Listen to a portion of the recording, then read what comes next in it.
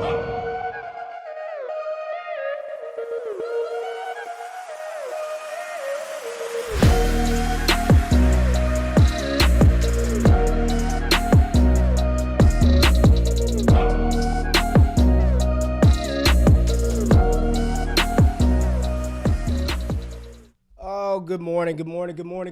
morning, good people. It is Monday, November 22nd, 2021. This is Wake Up with RayGQue, presented by Bets TV. Make sure you subscribe to the Bets TV YouTube channel, as well as the Wake Up with RayGQue podcast, and go over to betstv.com to check out all the other dope content creators, dope lineups to help you win some money in fantasy football, baseball, hockey, basketball, baseball, every sport, boxing, we got it all. BetsTV.com, go over there and check it out. I am a one-man show today, and it's probably best because I got to get some stuff off my chest. It is probably best that it's just me today because I've got to wear the Lakers jersey. I cannot wear the jersey of teams that are just losers, and the Dallas Cowboys were a big loser yesterday, and I am going to sound off about them very, very soon. But we got a lot to get to in this show today. Let me get my let's get all the stuff going. Got a lot to get to today. College football, great games, great sort of storylines and playoff implications, Heisman Trophy implications that happened this Saturday and then this past Sunday of NFL action. I think the good thing is we escaped a lot of injury. You know, it seems like each and every week, players were getting injured left and freaking right. So at least off the top of my head, I can't think of any major injuries that took place in the NFL this past weekend, which is a very, very good thing. I honestly, good morning, Lindsay. Good morning, Pruning. Real King, salute to you. Excited to be here. We got a lot to talk about. I cannot, I want to start with college and work our way to the NFL, but we just can't do it. I have to start. I've got to start this Monday out talking about the Dallas Cowboys. The Dallas Cowboys, a game that we were all excited to watch this past weekend. We thought it would be, just a shootout fest, fantasy points, overs as far as bets are concerned, and it was anything but that. If I told you all that the Dallas Cowboys would hold Patrick Mahomes to no touchdown passes, 19 points through 4 quarters, I think we would all think that Dallas wins that game. If I told you the Dallas defense was going to corral, Travis Kelce and Tyreek Hill and Patrick Mahomes, 0 touchdown passes from Patrick Mahomes, I think we would all believe that the Cowboys would have had a great shot to win that game. But oh no, they did the complete opposite. And I think I've got to start at the top. The $75 million quarterback. That is what Dak Prescott is making this season. Was dreadful. 28 for 43, 216 yards, 2 interceptions, and a fumble.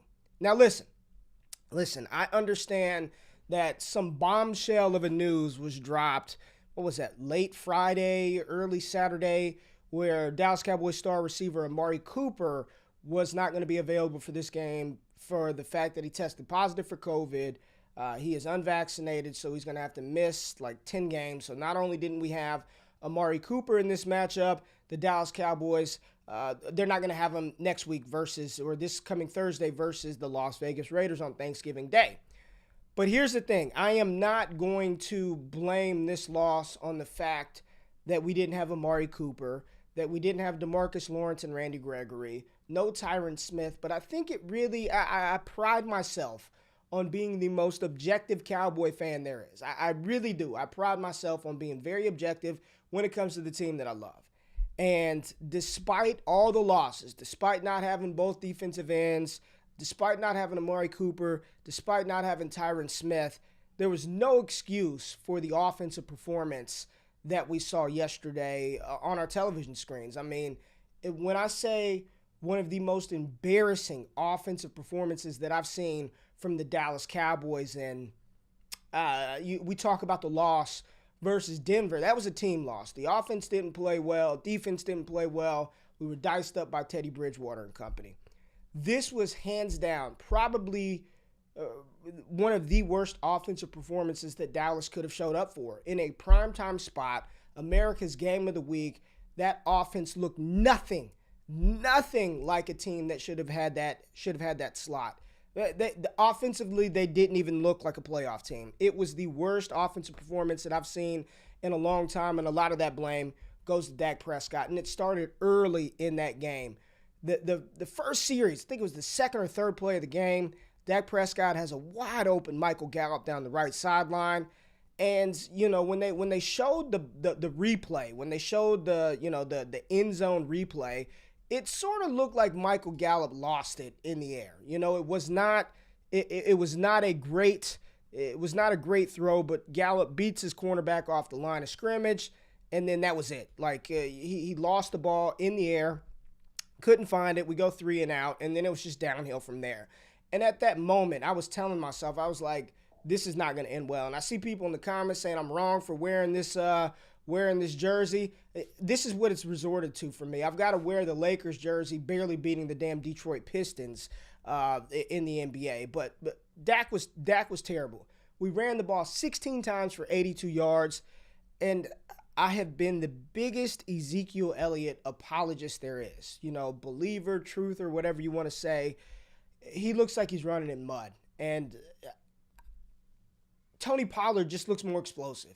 I don't think Tony Pollard is an every down, bell cow, carry it 20, 25 times a game type running back. But at this point, we don't even need that. We need somebody that's going to be able to pick up 6-7 yard runs. And right now, it doesn't look like Ezekiel Elliott is capable of doing that. My big question, and I ask you all, every time Dallas is without Tyron Smith, things go wrong. Every single time. And during the point in time when La'el Collins was suspended for 5 games, they had Terrence Steele playing on the right-hand side of the line, and at this point in time, right tackle. Tyron Smith was there at left tackle. My question is, why would you not keep Terrence Steele where he was at? When Terrence Steele was playing on the right side, he was doing a phenomenal job at right tackle. Wasn't giving up sacks. He got comfortable after 5 weeks starting in that position. Why not take one of your more experienced offensive linemen, take La'el Collins, slide him over to left tackle in replace of Tyron Smith, instead of putting a young guy who's not used to playing on the left? That left side is pure youth. Connor McGovern started at left guard yesterday. You put Terrence Steele on the left, and all that Kansas City was doing was putting Chris Jones and Frank Clark on the left side and getting after Dak Prescott's ass. Like, it blows my mind, the coaching philosophy of this team. Mike McCarthy at the helm. Dallas is not going to win with him at head coach. He's not going to win. They're not going to win with him at head coach. This was, outside of the defense, the offense shouldn't even been able to ride back on the plane. Again, you hold Kansas City. Patrick Mahomes was 23 for 37, 260, 1 interception. He was sacked 3 times. Clyde Edwards-Helaire, he ran well, 12 carries, 63 yards, and a touchdown. But Kelsey and Hill, under 75 receiving yards individually. They each had 77. One had 77, one had 74, excuse me. But that was it. That was it. No touchdowns. The longest reception from either of those two guys were 24 yards. Just watching it, y'all, as frustrating as can be. 9-19. I see everybody in the comments talking about it was just a brutal game to watch. It was a defensive slugfest. It was like Alabama, LSU in the national championship game about 10 years ago when no one can score a touchdown. We need help. Dallas desperately needs their cornerstone players back. And I know this is a hard distinction to make for those of us who participate in fantasy football, because we want to elevate and promote CeeDee Lamb to the wide receiver 1 in all of football. He's the best receiver that Dallas has. He's one of the best young receivers in the NFL, and that very well may be true. But you cannot understate the importance that Amari Cooper has on this offense. And when Amari Cooper's not in the lineup, it hurts everybody. It hurts CeeDee Lamb. We've got Noah Brown. He dropped 2 critical passes in the first quarter. One of them would have been a difficult catch to make, but you're a pro receiver. You got to make that catch. It was a little behind him. Dak was off all day. Cedric Wilson dropping passes left and right. When Amari Cooper's not in this lineup, no matter how many people want to discredit his worth and his value, it's a significant loss for Dallas because you still have to account for him from the defensive side of the ball. You still have to devote a safety over top, put one of your better cornerbacks over there. All they did was hone in on CeeDee Lamb. The only other person, I'm just screaming, throw the ball to Dalton Schultz. Stop throwing to Noah Brown. Stop throwing to Cedric Wilson. Just feed Dalton Schultz. CeeDee Lamb goes out with a concussion. This is not good. This is not good. The Dallas Cowboys have to figure out ways to beat good teams. 2 of the 3 games since Dak Prescott has come back from his calf injury, he's looked bad. He looked great versus the Atlanta Falcons. He looked bad yesterday. He looked bad versus Denver. I don't know if he's still nursing that calf injury, and I don't want to give him that excuse that he's still nursing that calf injury. But the reality is 2 of the 3 games since he's come back from that injury, he has not looked good. The offense has been inept. And I truly believe, while fantasy football, we may love CeeDee Lamb and we may love what Tony Pollard can bring to the table, without Tyron Smith and without Amari Cooper, this offense will suffer significantly. And it just shows how great and how much teams have to game plan for a full array, for a full complement of Dallas pass catchers. This was a concerning loss by Dallas, and they need to get it together quick. Dak, 2 interceptions, was sacked 5 times, QBR of 10. 10 QBR. That's Sam Darnold level territory, and I'm not giving Dak that pass. I'm not giving him that pass. I didn't understand why, when CeeDee Lamb goes out with a concussion, why the hell is Tony Pollard not in at receiver? I mean, at this point, what do you have to lose? Noah Brown can't catch a cold.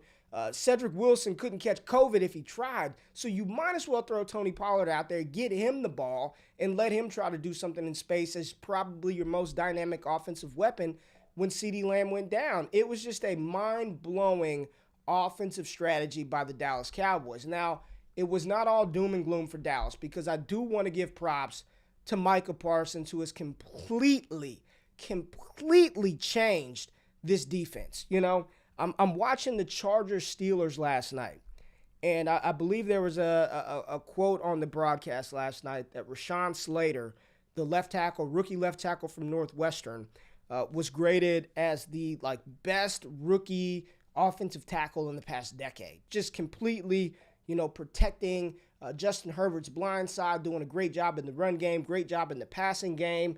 And the Dallas Cowboys had a decision to make. When we were sitting there, I think pick 11 or pick 12, can't remember exactly which one it was, but Dallas had an opportunity to draft Rashawn Slater and instead opted for Micah Parsons. And I'm watching the game with my boy last night. I'm like, yo, would we have been better off with Rashawn Slater over Micah Parsons? And I think that's a very difficult question to ask, because Parsons has completely changed his defense. I continue to say, and I get a lot of backlash on this from people on Twitter, Micah Parsons should 100% be in the conversation for Defensive Player of the Year. That's right. Not Defensive Rookie of the Year. That's in the bag. He's going to win that award unanimously, probably. But Defensive Player of the Year, what he's done to transform this defense is nothing short of remarkable. For this young man to have played linebacker, and if you watch his tape at Penn State, he didn't play in 2020 due to COVID, so you got to go back to 2019 when Micah Parsons was last on a collegiate field prior to his ascension to the NFL. He was a true linebacker. They dropped him in coverage a ton. He got to rush the passer a little bit, but he was a true linebacker, and coverage is not Micah Parsons' greatest strength. Getting after the quarterback, causing hell, wreaking havoc is what Micah Parsons does so well. And in this matchup, 4 tackles, 2 sacks, 3 quarterback hits, and a forced fumble. Once again, single-handedly kept Dallas in the game. Kansas City couldn't get anything going. And I tweeted out a video of it early in the game. I think it was the first series. Beautiful swim move around the right tackle. And I said Micah Parsons is going to get him one in this game. And he damn near had 3 of them. Get him one in this game. And he had damn near 3. Damn near 3 sacks in this one. Just an incredible player. So when we look back and say, should Dallas have drafted Rashawn Slater? I think either way, they would have been 2 phenomenal picks. But I think what Micah Parsons is doing for this defense is nothing short of incredible. He's already tied the rookie record for the Dallas Cowboys with sacks with DeMarcus Lawrence. And he's not a defensive end. He's a linebacker that is just so skilled. The play where he ran down Patrick Mahomes, I mean, you see it every time he plays. You just see how talented Micah Parsons is. One of the lone bright spots. I'll give the credit to the entire defense. The entire defense played phenomenal, right? Outside of Anthony Brown being spooked by Tyreek Hill a couple of times, and I don't blame him. He's so fast. Defense did their job to win this game, but offensively, Dak, 2 fumbles. He lost one of them, 2 interceptions, 5 sacks given up by the offensive line, 216 passing yards, 82 rushing yards. Is not going to get it done. This team's got a lot of work to do, and on a short week, the Raiders are reeling right now after taking a bad loss to Cincinnati, but they've got to get it together. They are 7-3 in the NFC right now, with Green Bay taking a commanding lead for that number 1 seed, at least looking like it. I know Arizona's still there, played well again without Kyler Murray. They're on bye this week, but Dallas has got to get it together. They've got to get it together in a hurry. Kansas City side of the ball, I don't know if there's a lot to take away from the Chiefs side of the ball. Clyde Edwards-Helaire looked good, and when you see 12 carries to Darrell Williams, 5 for 15, it looks like Clyde is back, cemented and supplanting that RB1 role in Kansas City. He's no Jonathan Taylor, which we'll get to in a second, but Clyde is back, and that's good for Kansas City. Definitely seemed to help their offense run a little bit better. He had 2 receptions, Darrell Williams 1 catch, so we could stop with the Darrell Williams hype. It's going to be the Clyde show as long as he's healthy. Mahomes, again, 260, under on everything, right? 23 for 37, QBR of 45.8, 1 interception, no touchdowns. Didn't really get anything going on the ground because of Micah Parsons. Mahomes was always good for 15-plus rushing yards. He had 11 in this one on 7 carries. So the big takeaway was Kansas City's defense. That defense is playing extremely well right now. Chris Jones was a man amongst boys. I think he had 3.5 sacks. Jaron Reed had half a sack. Chris Jones was just a terror.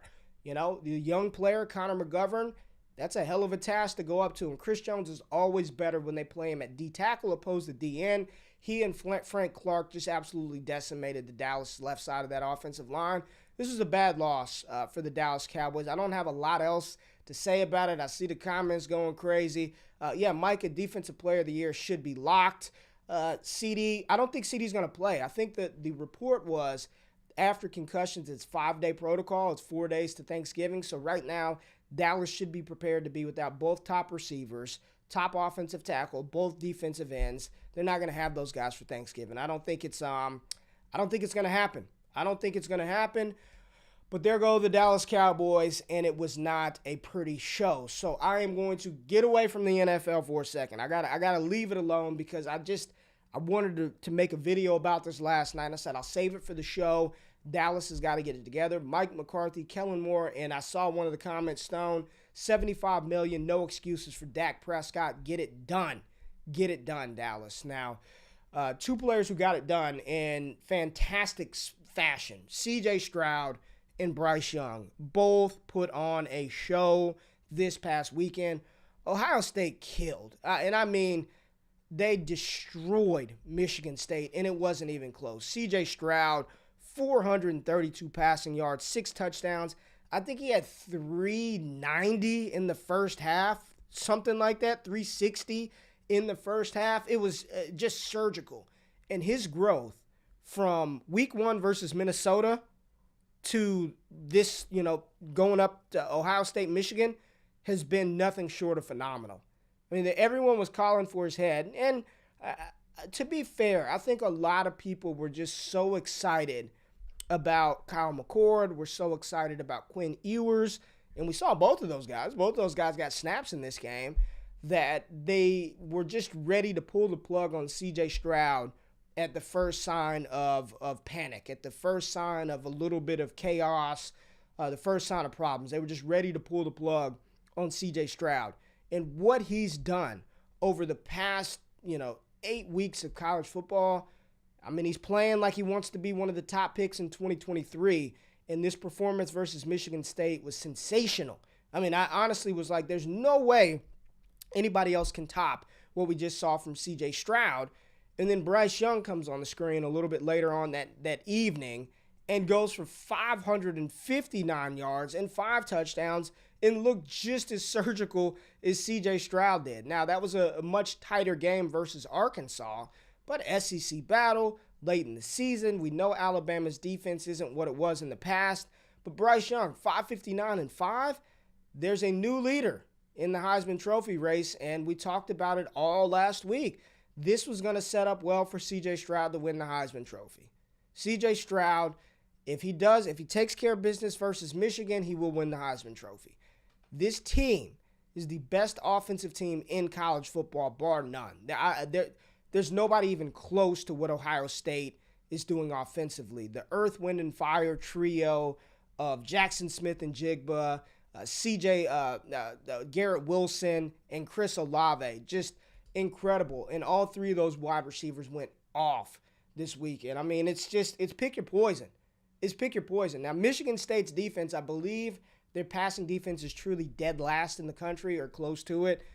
But again, we're not going to minimize the brilliance and the excellence of that offense. C.J. Stroud, front runner for the Heisman right now. I think he wins it. I truly believe. I think Ohio State takes care of Michigan this weekend.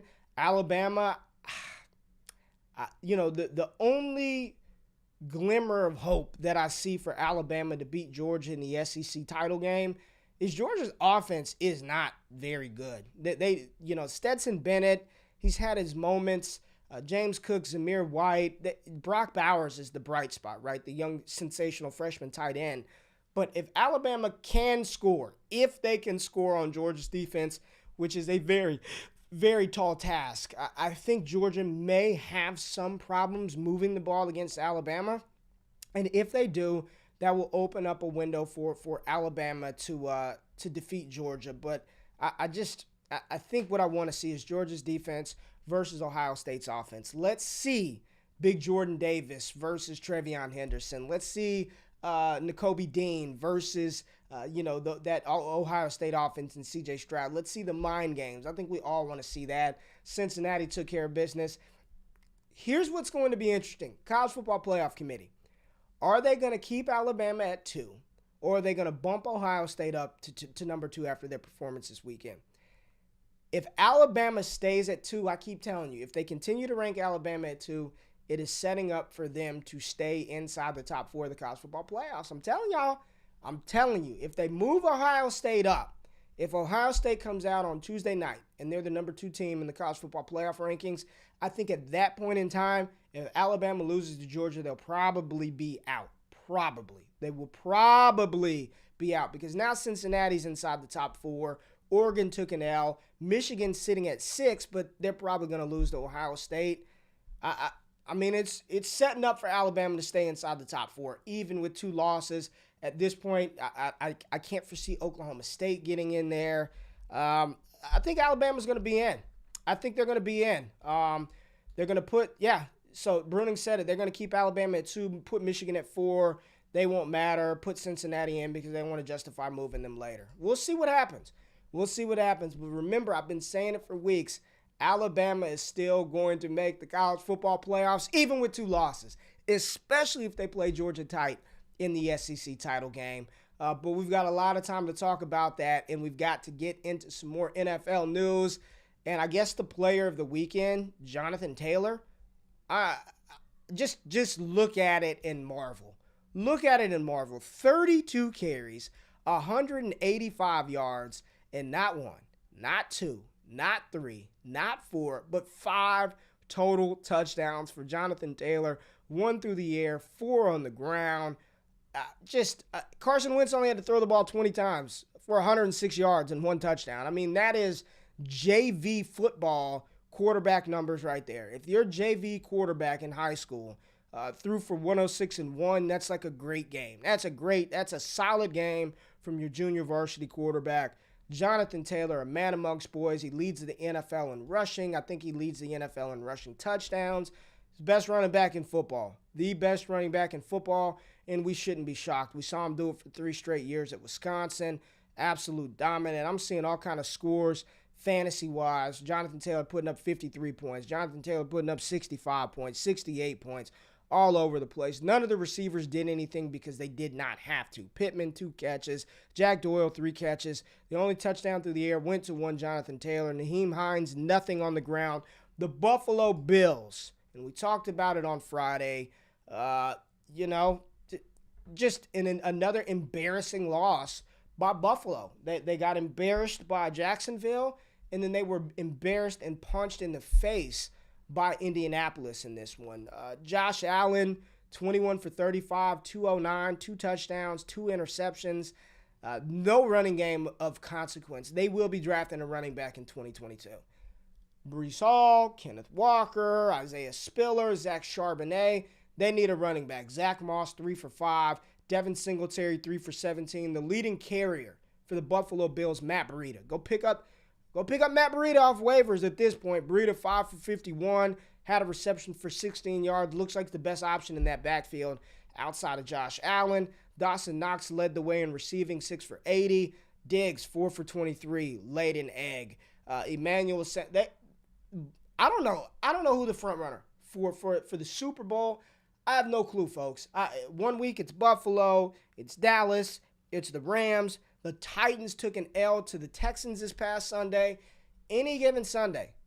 And yes, mac and cheese. Yes, Mac Jones, the dink. I wish Dak Prescott dinked and dunked yesterday. God, I wish he did.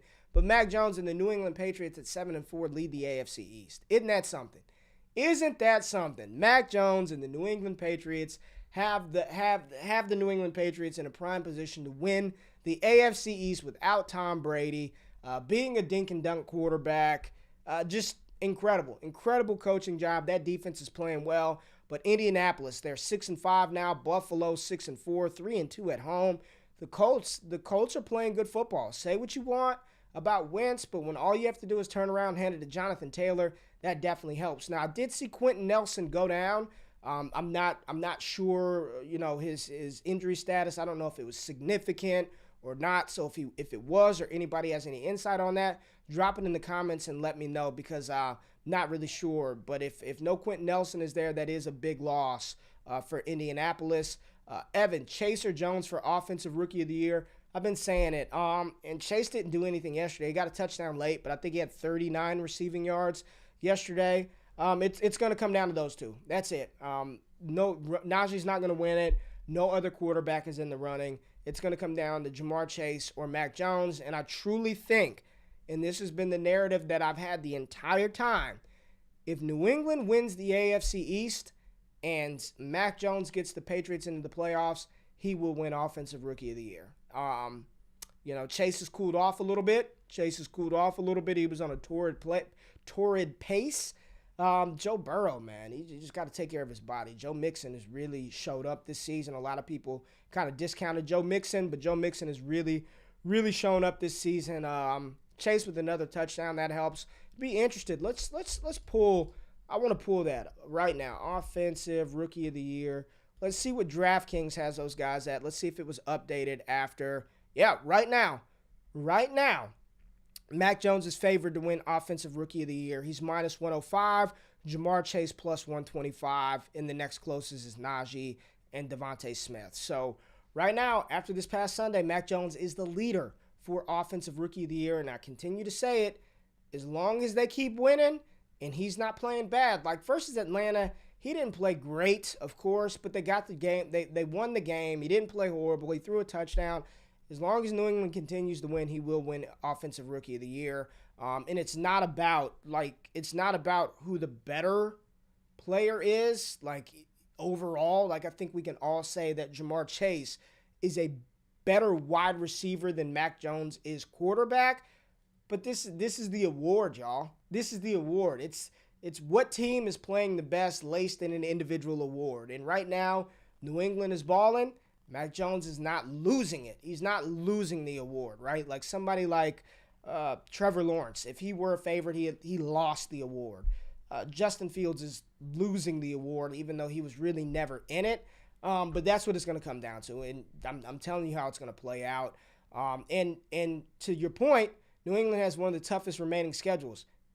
Yeah, that sets up well for Jones. So if that defense shuts down the opposing team's offenses and they continue to win with a tough schedule, it sets up well for Mac Jones, regardless of what we think about him long term. That's just how the awards play out. That's just it. Go look at history. If you don't believe me, go look it up yourself. Justin Jefferson broke Randy Moss's record, people. Shattered it. Single season receiving yard leader. Didn't win it. Justin Herbert, who didn't start every game, won the award. That's how it goes. Sorry to tell you, but that's how it goes. Speaking of Justin Jefferson, dominant is the only thing that I can say to describe what he did on Sunday. 8 for 169, 2 touchdowns. Almost had a third, literally came up inches short on a YOLO bomb from Kirk Cousins.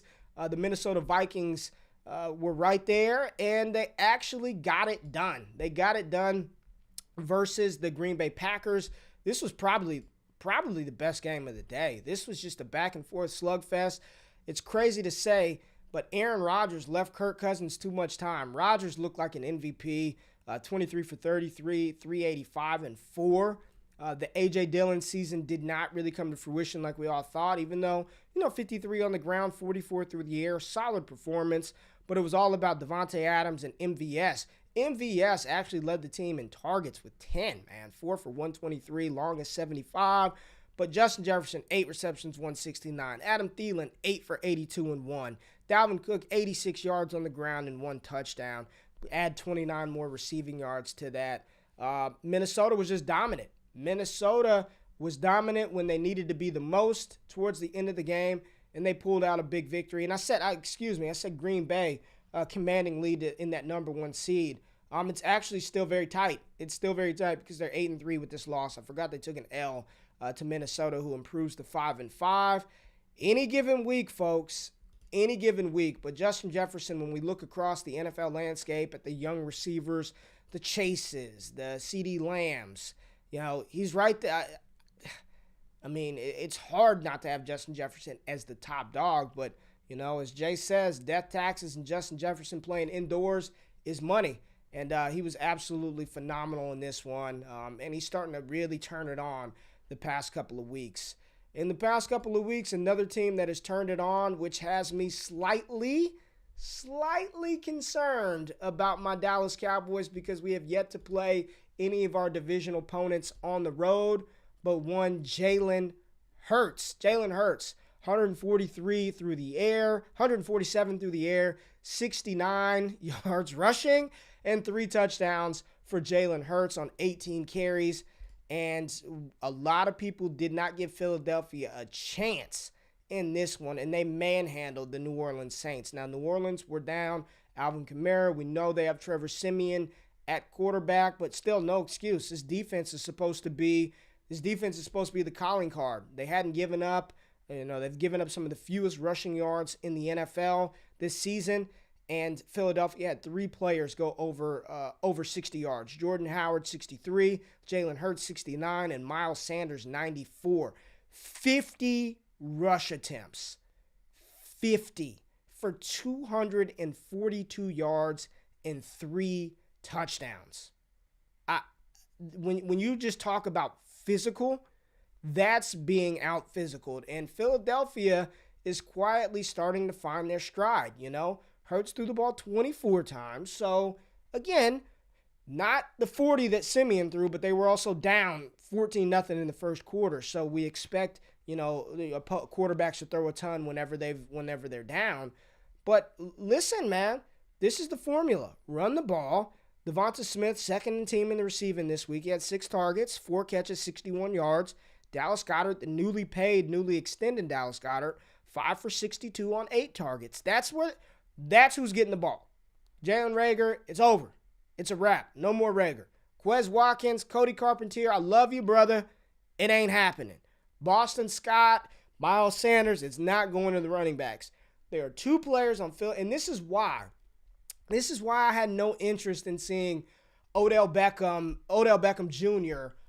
With Philly. I had no interest in seeing OBJ with Philly because it doesn't matter, man. It doesn't matter. There's 2 players who's going to get the ball, and those 2 players' names will always be Dallas Goedert and Devontae Smith. Hold on. The GQ camera is down. Hold on. We got to fix this. What's going on here? What's going on, Mr. Camera? Hold on. All right. Let's see here.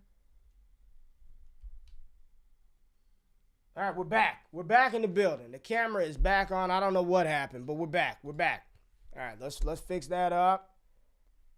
What the hell happened? That's what happens when Jay isn't here. Stuff gets a little wonky. But listen, Philadelphia, right now in the season, 5-6, and they are positioning themselves for a playoff run as well. So, big win for Philadelphia and great job by Hurts.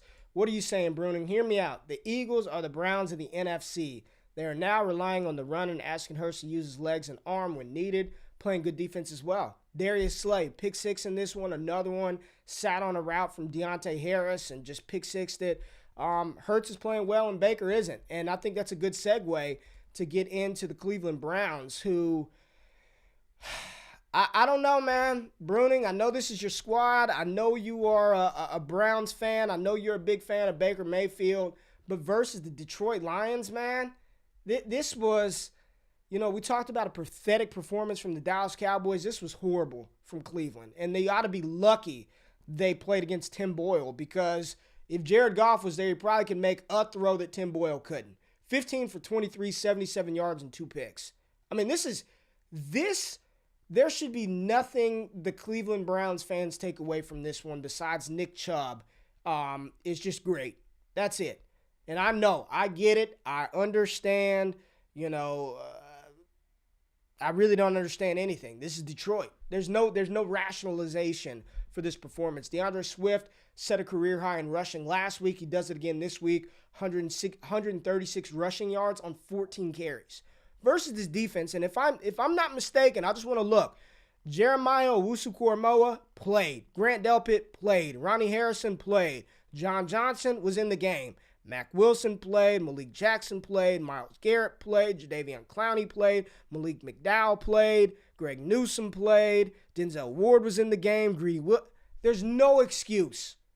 None for Cleveland to barely escape by the skin of their damn teeth.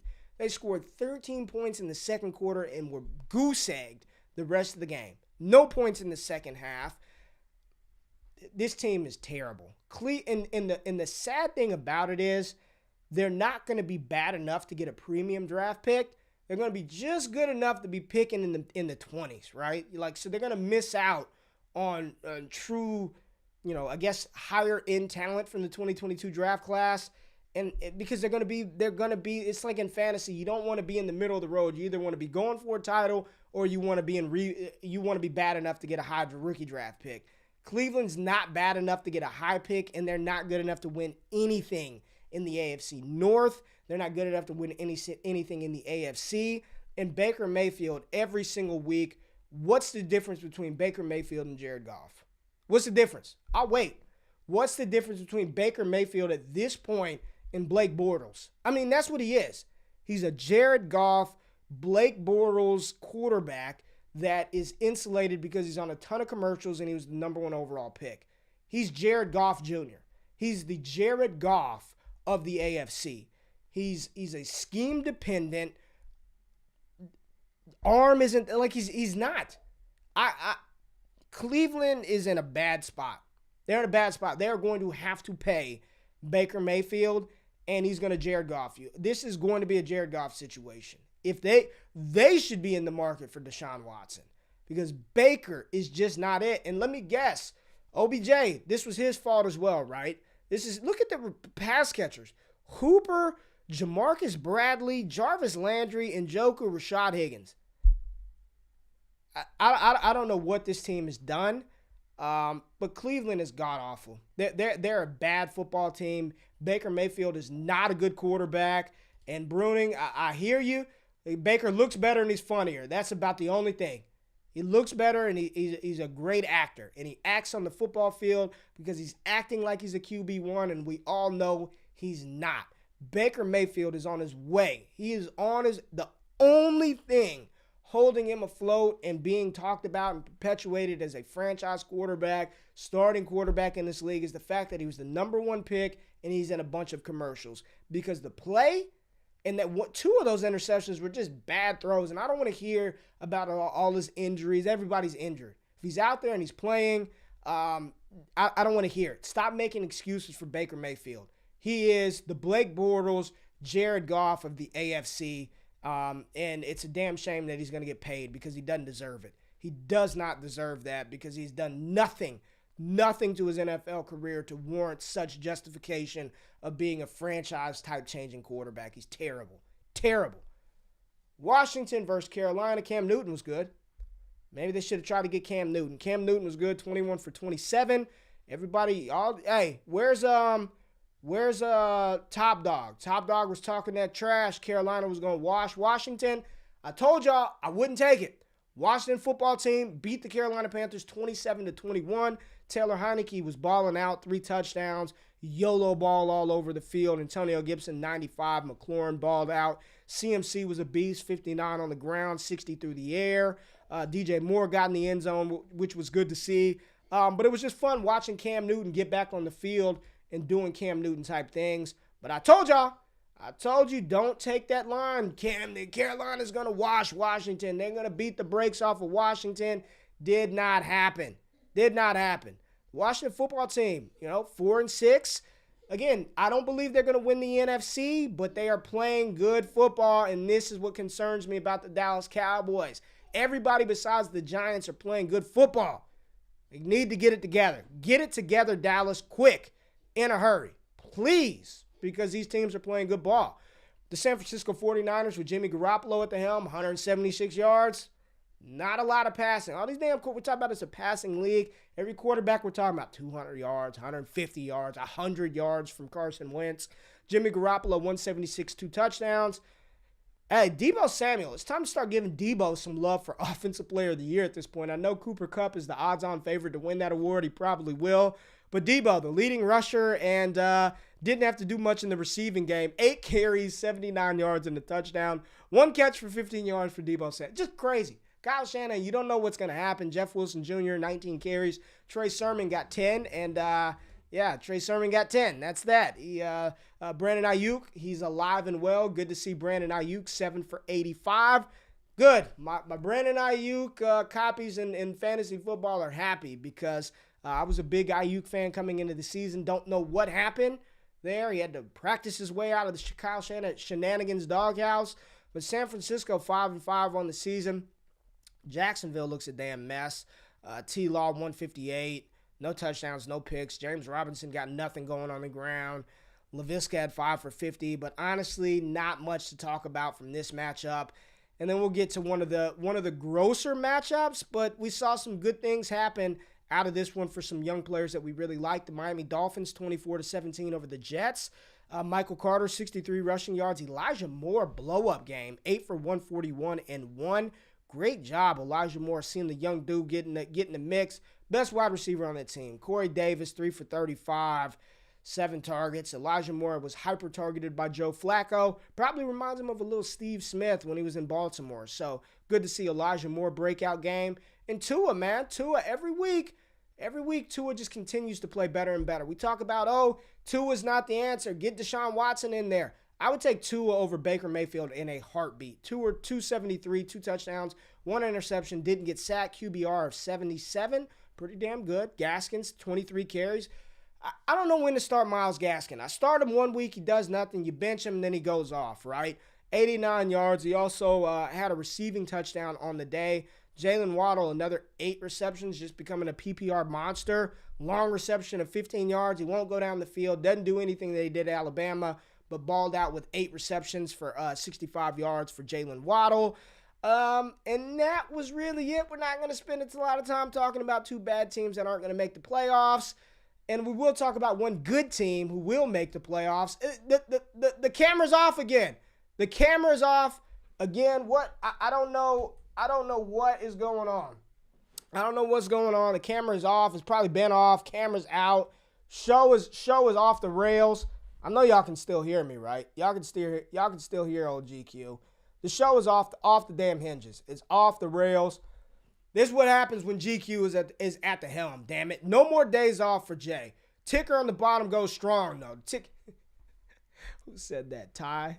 That's my dog, Ty. Bad team. The Tennessee Titans, L for Tennessee. Ryan Tannehill, 4 INTs for Ryan Tannehill. And everybody talks about running back doesn't matter. Derrick Henry, doesn't matter if Derrick Henry is in or out. Running back doesn't matter. Tennessee looks kind of bad. without Derrick Henry. They look a little bad without Derrick Henry. Adrian Peterson led the way with 9 carries, 40 yards. Deontay Foreman thought that was going to be a thing. Didn't happen. A lot of conversation about A.J. Brown. A lot of people are talking about A.J. Brown is now like the Todd Gurley of wide receivers. They're out on him in Dynasty. I don't know, man. He's always banged up. He had 9 targets, 5 for 48. Nick Westbrook, Kiney led the team. I mean, it was comeback mode versus the Texans.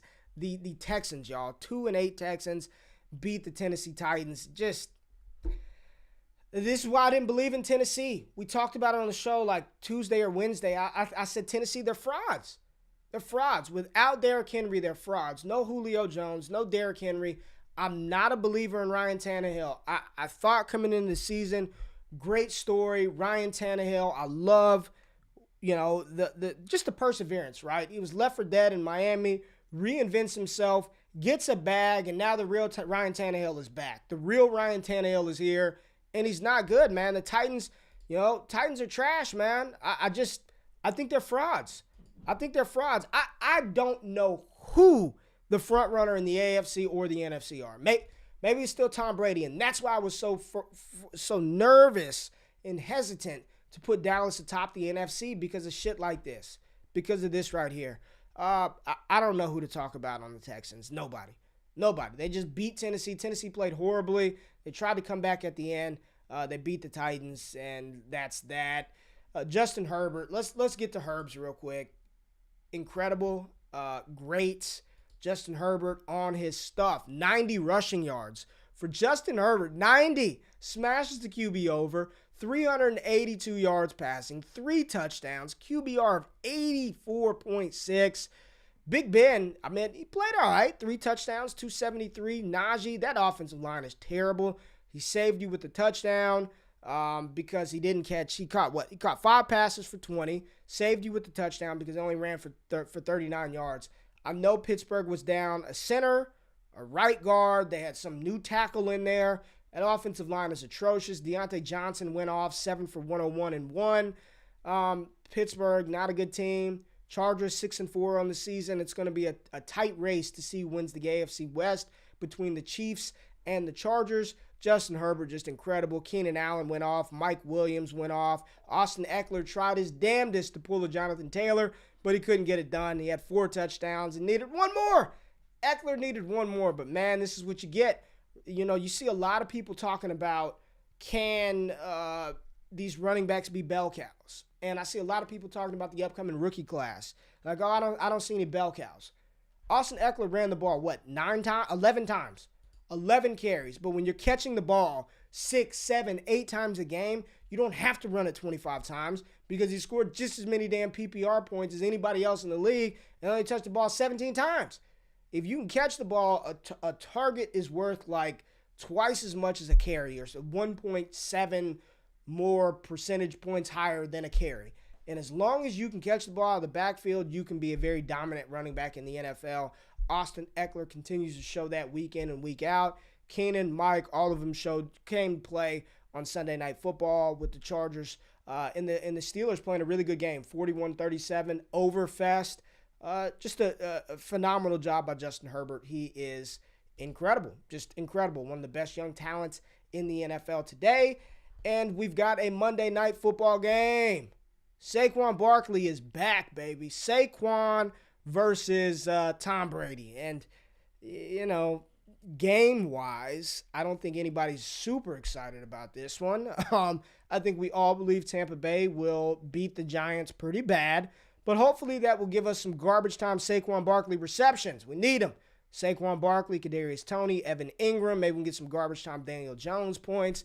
The Tampa Bay Buccaneers coming off of, they over the past couple of weeks, they hadn't looked that great either. So hopefully they can get stuff back on the road. Tom Brady, my front runner for MVP of the season, is kind of falling off a little bit. We need a big game. This is a get-right game for Tampa Bay with an over-under of 50. I don't know, fellas. I don't know. I see Todd talking about playoff Lenny mold as fantasy gold, which is why Breece Hall will have a ton of value next year. Yeah.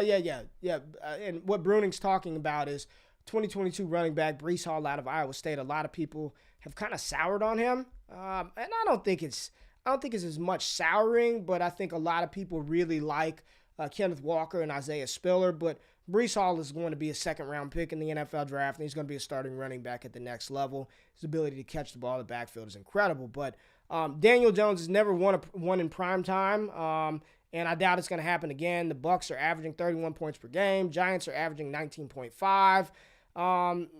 At home, this is a game the Bucs can cover even at 10.5. You know, if you were going to bet the spread, I think at home versus, and it's going to be interesting to see how the Giants integrate Saquon Barkley back into this one. Do they just, Vita Vea? I don't think Vita Vea is playing in this one, which is a big loss in that interior defensive front. And I do think Andrew Thomas is back for the Giants. I say all that to say not many teams have been able to run on Tampa Bay. Even the great Saquon Barkley may struggle in this one, so you're hoping that he can just get some work in the receiving game. But Tom Brady, this should be a good get-right game for Tampa Bay. But you know what, y'all? As crazy as the NFL has been this weekend, stranger things have happened. We saw the Texans beat the Titans. We saw Dallas hold Kansas City to no passing touchdowns and still take an L. We saw Jacksonville beat Buffalo last week. So stranger things have happened, but I don't think I can internal temp too high, allow it to cool. That's what's happening. That's what's happening to the thing. All right, the camera is too hot. It is too hot in the GQ household. The camera is too hot. I just read the screen. That's why it's turning off. So we'll just keep it here. We'll keep it here, and we'll round out the show with this one. Any overs or unders that I like in this one? Man, I'm not sure, y'all. This is one where I would probably just stay away and enjoy the game. This weekend was brutal on all fronts. I mean, when I say I was loaded on the overs in the Kansas City game, I was loaded. And sometimes it's best to not chase a falling knife and to just let the rest of the games play out. We get 3 games on Thursday. So we will start previewing those games on Wednesday. We'll preview the Thursday games on Wednesday. Ray coming in too hot on a Monday. Hell, apparently. So we got Thanksgiving this Thursday. We will be back tomorrow and Wednesday. We will be off on Thursday, and we will be off on Friday. So we'll kind of preview some of the NFL games tomorrow and Wednesday. We'll get through all of them, but lines are going to move and adjust. So really the only thing that we'll have actionable for you all to take away from will be for the Thanksgiving games. So we made it. Ty, I was thinking the same thing. Maybe it's that Lakers jersey. See, now y'all just talking shit. Y'all are just talking shit, and I don't like it, so I am going to get out of here. Thank you for tapping in this Monday, and we will be back, or at least I'll be back tomorrow. We'll see. I appreciate y'all, man. We out of this thing. Peace.